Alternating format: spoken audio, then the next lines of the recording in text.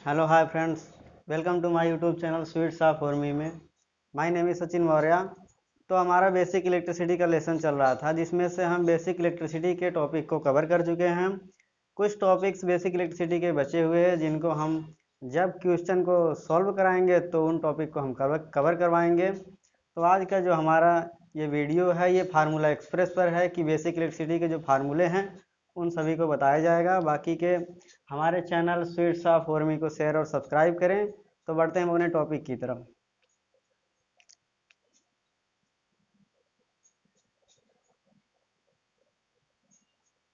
पहला जो आपका है वो है धारा बराबर आई बराबर क्या होता है, D Q upon D T.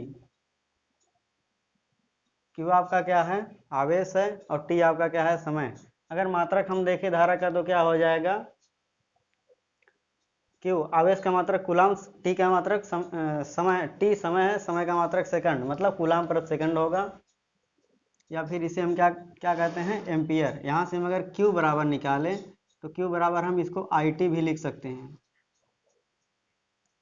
Q बराबर IT। और Q बराबर क्या होता है, एक और Q बराबर होता है NE। QNE हम स्टार्टिंग में बताए होंगे। Q is equal to NE। N आपका क्या है, इलेक्ट्रॉनों की संख्या है, जबकि E क्या है, एक इलेक्ट्रॉन पर आवेश है। यहाँ से अगर हम इसका मान रखें Q बराबर IT, तो Q का मान हम रख देते हैं IT इज इक्वल टू क्या हो जाएगा, NE भी होता है। या फिर अगर आप यहाँ से I बराबर सिर्फ निकाले तो I बराबर हो जाएगा NE अपान टी। I बराबर NE अपान टी हो जाएगा। अगला जो आपका है वो है ओम के नियम के अनुसार क्या होता है, V is equal to I R. V is equal to I R. यहाँ से हम क्या कर सकते हैं, या फिर I बराबर आप निकालेंगे क्या हो जाएगा, I बराबर V अपान आर। या फिर आप यहाँ से करेंगे R बराबर क्या हो जाएगा, R बराबर V अपान आई। ये है ओम के नियम के अनुसार जो फार्मूला है ये है। और आपका जो अगला है वो प्रतिरोध के नियम से, प्रतिरोध के नियम, प्रतिरोध के नियम से है। प्रतिरोध के नियम में जो फार्मूले हैं वो क्या हैं, आर प्रोपोर्शनल यल प्रतिरोध लंबाई के समानुपाती होता है, आर प्रोपोर्शनल 1/A। प्रतिरोध क्या है, चालक के क्रॉस सेक्शनल एरिया के व्युत्क्रमानुपाती होता है। और तीसरा जो बनता है आपका R is equal to rho L upon ए। यहाँ पे रो क्या है, रो आपका विशिष्ट प्रतिरोध है, जहाँ यहाँ पे एक स्थिरांक के रूप में है। L आपका क्या है, चालक का लंबाई है, जबकि A आपका क्या है, चालक का क्रॉस सेक्शनल एरिया का क्षेत्रफल। तो आगे देखते हैं, यहाँ से हम विशिष्ट प्रतिरोध को देखें। विशिष्ट प्रतिरोध, विशिष्ट प्रतिरोध, विशिष्ट प्रतिरोध यहाँ पे क्या आपका रो है, तो हम यहाँ से रो बराबर निकालें, अगर रो बराबर निकालेंगे तो क्या हो जाएगा, आर ए अपान यल। रो बराबर आर ए अपान यल, ये हो जाएगा। विशिष्ट प्रतिरोध का हो गया। फिर हो गया चालकता, चालकता। विशिष्ट प्रतिरोध का जो मात्रक होता है वो क्या होता है, ओम मीटर या फिर ओम सेंटीमीटर, इस प्रकार से होता है। चालकता, चालकता को हम किसे दर्शाते हैं, जी से। तो जी बराबर क्या होता है, 1/R, 1/R। चालकता जो है वो क्या होता है, प्रतिरोध का विलोमानुपाती होता है, उल्टा होता है।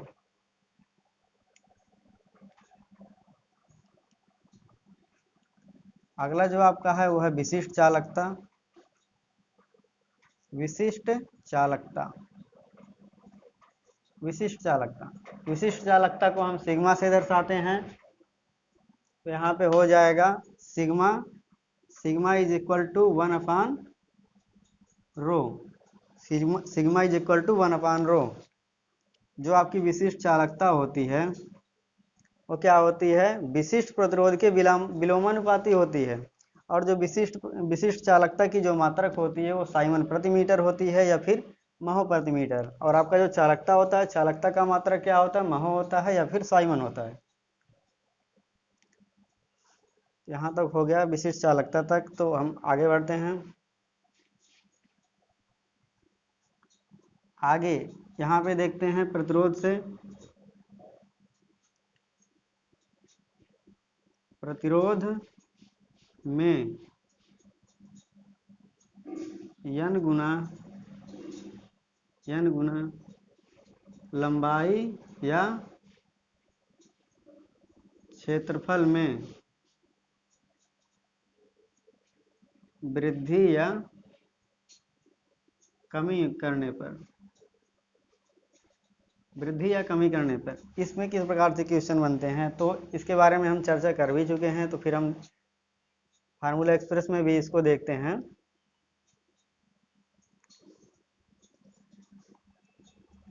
यदि लंबाई खींचकर बढ़ाई जाए, यदि लंबाई खींचकर बढ़ाई जाए,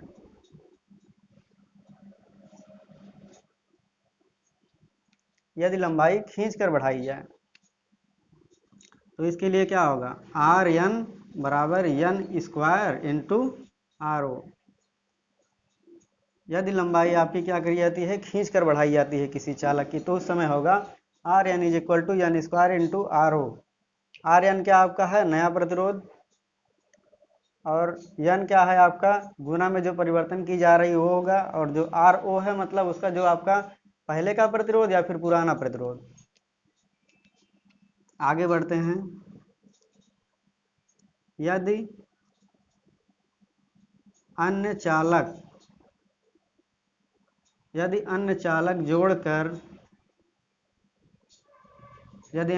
जोड़कर लंबाई बढ़ाई जाए,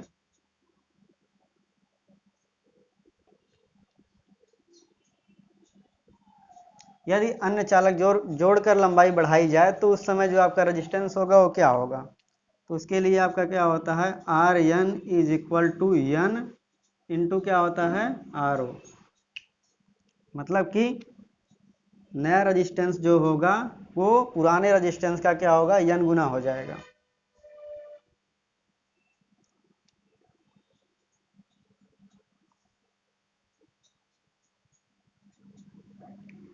तो ये हैं फार्मूले, बाकी के हम आगे बढ़ते हैं। तो यदि आप इसको स्क्रीनशॉट लेना चाहे तो ले सकते हैं, बाकी के हम बढ़ते हैं आगे।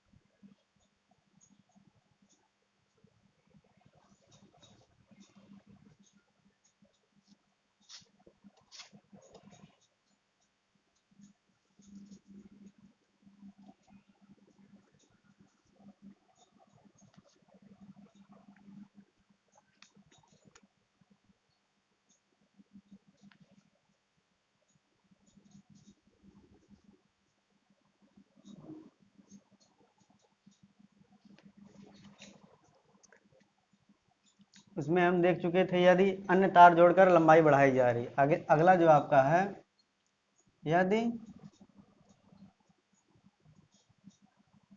क्षेत्रफल में परिवर्तन किया जाए,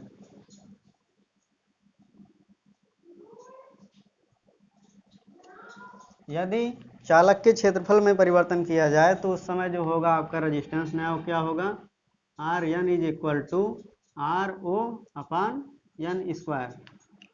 तो उस समय जो फार्मूला होगा वो ये यूज होगा, R N is equal to R O upon N square, मतलब कि नया रेजिस्टेंस बराबर पुराना रेजिस्टेंस बटे एन स्क्वायर।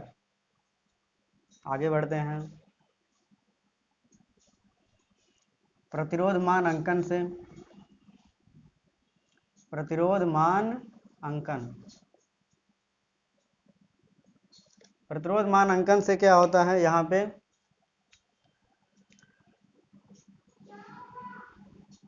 पहले रंग का मान, पहले रंग का मान और उसी के बगल में ही क्या करना है, दूसरे रंग का जो मान है उसी को भी लिख देना है, दूसरे रंग का मान, दूसरे रंग का मान गुणा प्लस इंटू कुछ भी कुछ करना नहीं, जो पहले रंग का मान होगा उसे भी लिख देना उसी के बगल में, और जो दूसरे रंग का मान होगा उसे भी उसी में लिख देना है, और गुणे क्या कर देना है 10 की घाते, 10 की घात में जो यहाँ पे हम मान ले रहे हैं 10 की घात में क्या करना है, लिखना है, यहाँ पे हम मान ले रहे हैं यन, 10 की घाते यन, और जो आपका यहाँ पे यन होगा, ये यन मतलब क्या होगा, तीसरे रंग का मान, तीसरे रंग का मान, ये ओम में हो जाएगा, और प्लस माइनस जो आपका क्या होगा, चौथी पट्टी का मान, चौथी पट्टी का मान, जो यहाँ पे हो गए पहले पट्टी का मान हो, पहले पट्टी का जो रंग होगा उसका मान होगा, और जो दूसरे पट्टी का रंग होगा उसका मान, दोनों लिख देना है उसी प्रकार से, और जो तीसरे पट्टी का मान होगा उसे क्या करना है 10 के घाते यन के रूप में लिखना है, 10 कर देना, और यहाँ पे अगर यन जो है वो क्या है, तीसरे पट्टी में जो रंग दिया होगा उसका मान क्या कर देना, यहाँ पे अगर 2 दिया है तो 2, 3 दिया 3, उसी प्रकार से क्या कर देंगे इनमें गुणा कर देंगे और ओम हो जाएगा, प्लस माइनस जो चौथी पट्टी आपका जो टॉलरेंस होगा उसे क्या कर देंगे प्लस माइनस के रूप में हम लिख देंगे।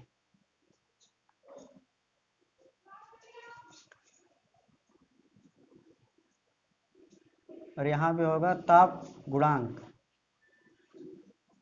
ताप गुणांक का फार्मूला क्या है, ताप गुणांक यहाँ पे R T is equal to R zero 1 plus alpha zero into T, ये आपका किसका फार्मूला है, ताप गुणांक का, और ताप गुणांक का जो मात्रक होता है क्या होता है प्रति डिग्री सेल्सियस। यहाँ पे जो आपका आर टी है, आर जीरो है, ये जीरो डिग्री सेल्सियस पर जो आपका रेजिस्टेंस है, और जो आपका अल्फा जीरो है क्या है 0 डिग्री सेल्सियस पर ताप गुणांक है। अगर यहाँ से आप अल्फा जीरो का मान निकालेंगे, अल्फा जीरो बराबर तो हो जाएगा R T minus R zero upon R zero into T, यदि आप अल्फा का मान निकालते हैं तो। और इसमें हम विभिन्न प्रकार के क्वेश्चन बताए थे कि मतलब चालक का जो प्रतिरोध तापमान गुणांक होता है वो क्या होता है, और जो अचालक होते हैं उनका ताप गुणांक क्या होता है, अर्धचालक का ताप गुणांक क्या होता है, तो इन सब के बारे में चर्चा हो चुकी है, तो हम आगे बढ़ते हैं।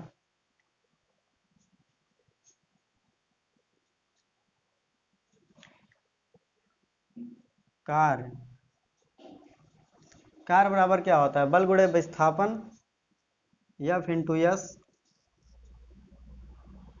कहीं कहीं से डी भी लिखा आता है, जो मात्रक होता है कार्य का वो क्या होता है जूल होता है, या फिर इसे हम क्या एफ इंटू एस, एफ का मतलब क्या है बल है, एस का मतलब विस्थापन, बल का मात्रक न्यूटन होता है तो क्या हो जाएगा मात्रक न्यूटन मीटर।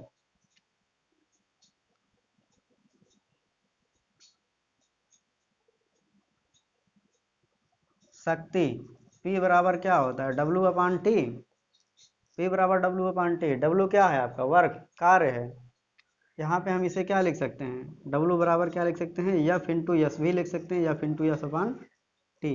शक्ति का जो मात्रक होता है वो क्या होता है आपका वाट होता है, या फिर हम इसे क्या कह सकते हैं W अपान टी जूल प्रति सेकंड भी कह सकते हैं।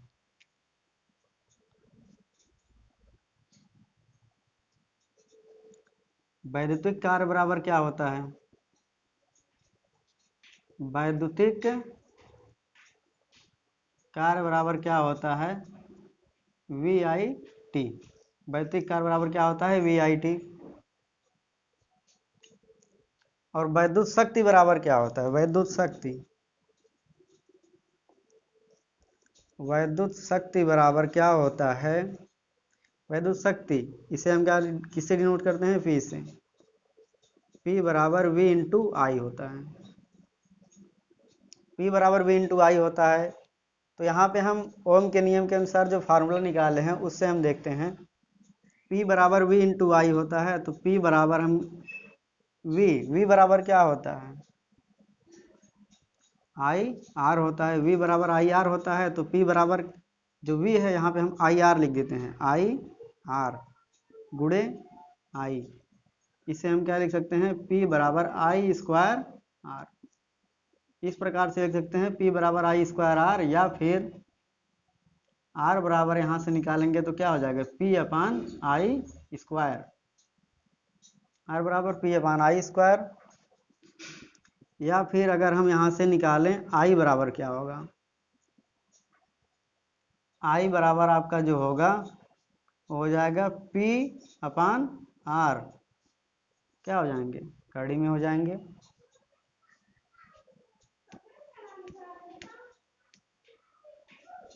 इस प्रकार से होगा। बाकी का जो आपका होगा और निकालते हैं इसका। P बराबर क्या होता है? V इंटू आई। अब हम क्या रखते हैं? I का मान रख देते हैं। I बराबर क्या होता है? I बराबर V अपान आर।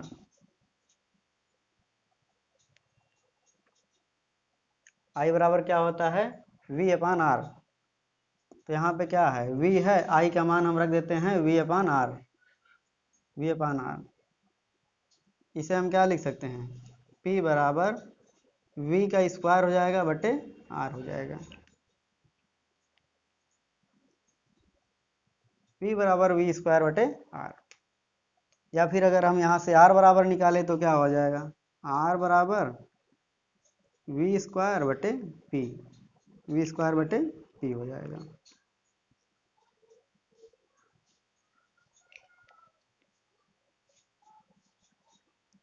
और अगर यहाँ से हम सिर्फ V बराबर निकालें तो क्या होगा? या फिर V बराबर आप निकालें तो क्या हो जाएगा? R गुणे P स्क्वायर है, यहाँ पे जाकर क्या हो जाएगा? वर्गमूल हो जाएगा। ऐसे हो जाएगा।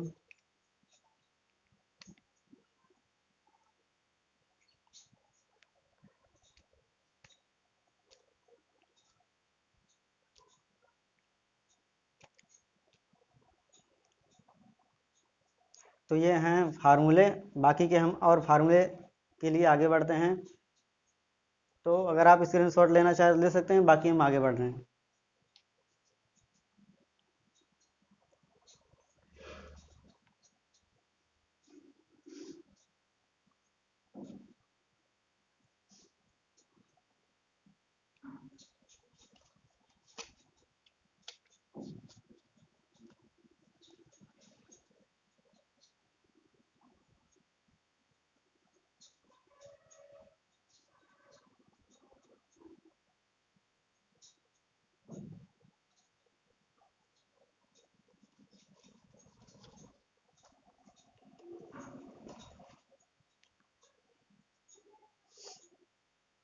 आगे आपका क्या है?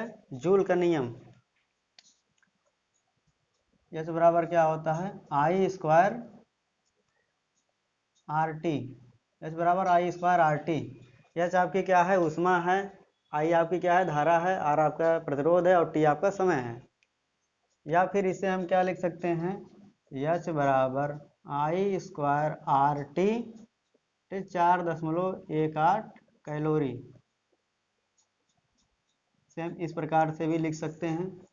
और जो जूल के नियम थे, प्रथम नियम के अनुसार क्या था? एच प्रोपोर्शनल आई स्क्वायर प्रथम नियम। दूसरा क्या था?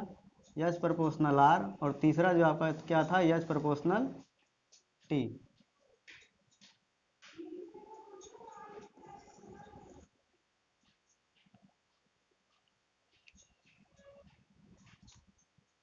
आपको एच पी बराबर 1 एच पी बराबर कितने 1 एच पी बराबर कितने वाट होते हैं, तो होते हैं 746 वाट। ये किस में होता है, ब्रिटिश प्रणाली में होता है, ब्रिटिश में। तो friends 1 H P is equal to 746 watt British प्रणाली में होता है, और जबकि मीट्रिक प्रणाली में 1 एच पी का मान 735.5 वाट होता है। बीच बीच में कभी कभी सप्लाई की कट हो जाती है तो थोड़ा दिक्कत होती है। बाकी कि हम बढ़ते हैं अपने टॉपिक की तरफ। प्रतिरोधों का संयोजन,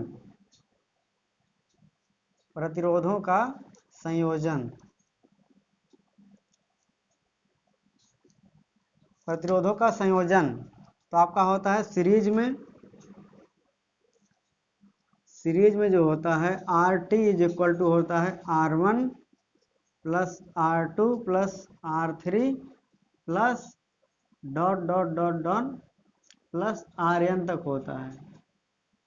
RN का मतलब जितना आप बढ़ाते जाएंगे उसी प्रकार से होगा। जो सीरीज में होता है तो सीरीज में क्या होता है, धारा का मान समान होता है और वोल्टेज का मान क्या होता है, भिन्न भिन्न होता है।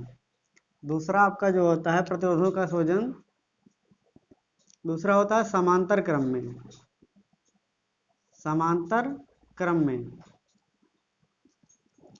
समांतर क्रम में जो होता है 1/RT is equal to 1/R1 plus 1/R2 plus 1/R3 plus dot dot 1/RN। ये होता है समांतर क्रम में। समांतर क्रम में वोल्टेज का मान समान होता है, जबकि धारा का मान क्या होता है, भिन्न भिन्न होता है।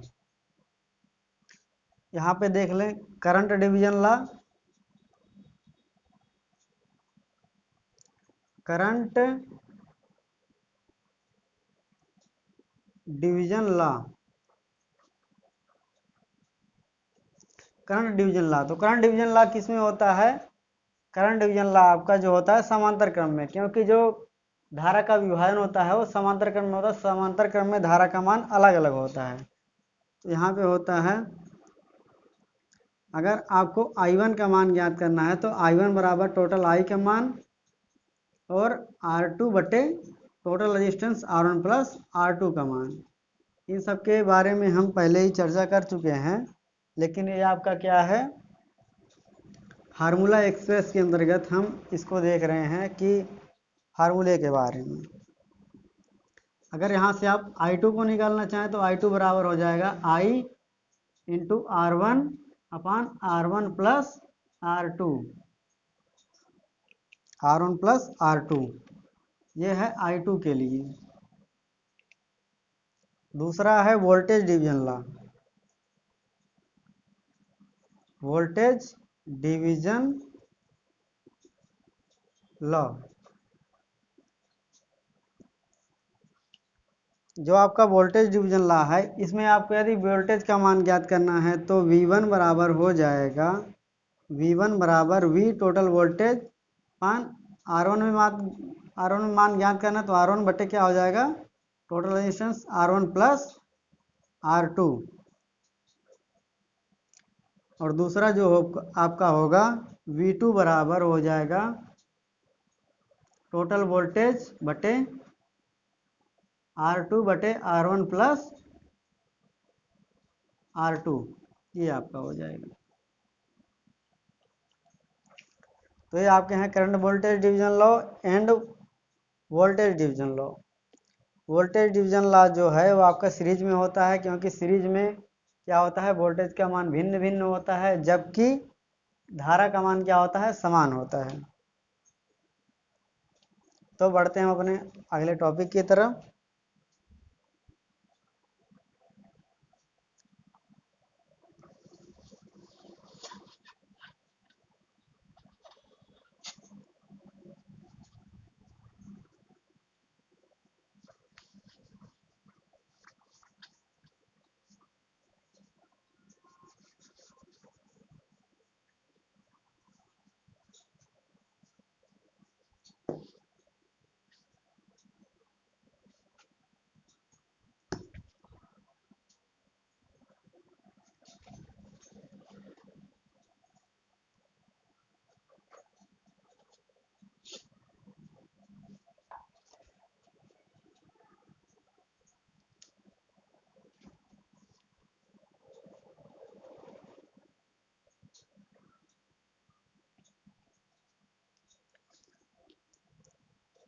अगले टॉपिक की तरफ बढ़ते हैं, केसीएल और KVL. KCL, Kirchhoff current law. इसमें क्या होते हैं, किसी जंक्शन बिंदु पर आने वाली धाराओं का योग बराबर जंक्शन बिंदु से दूर जाने वाले की धाराओं के योग के बराबर होता है। यहाँ पे मान लेते हैं ये जंक्शन पॉइंट है, धारा आ रही है, धारा आ रही है और 2 धारा सभी ये जंक्शन से दूर जा रही हैं, 2 धारा जंक्शन से दूर जा रही हैं। मान लेते हैं I1, I2, I3, I4 और I5। तो केसीएल नियम के अनुसार क्या है, जंक्शन की तरफ आने वाली धाराओं का योग जंक्शन की तरफ जाने वाली धाराओं के योग के बराबर होती है। तो जंक्शन की तरफ कौन कौन सी रही हैं, I4, I5, I1। यहाँ पे होगा I1 plus I4 plus I5 is equal to क्या हो रहा है, जंक्शन से बाहर कौन कौन जा रहे हैं, I3 और I2 प्लस I3। इसके बारे में तो हम वीडियो बना चुके हैं केसीएल केवीएल के बारे में। बाकी आप अगर इसके बारे में विशेष जानकारी चाहते हैं तो आप उस वीडियो को देख सकते हैं। जो इसमें पूछता है कि केसीएल किस सिद्धांत पर कार्य करता है, तो केसीएल जो आपका है वो आवेश संरक्षण के सिद्धांत पर कार्य करता है। बाकी आपका है इसमें पूछता है sigma I is equal to क्या होता है, 0, ये विशेष है। और दूसरा जो आपका है केवीएल में क्या होता है, sigma E is equal to sigma I R. जो आपका केवीएल है वो आपका ऊर्जा संरक्षण के सिद्धांत पर कार्य करता है।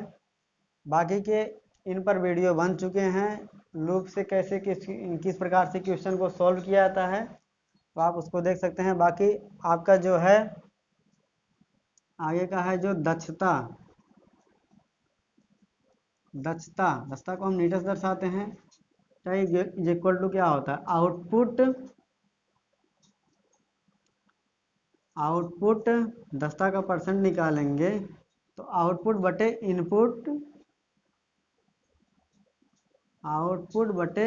इनपुट गुणे 100।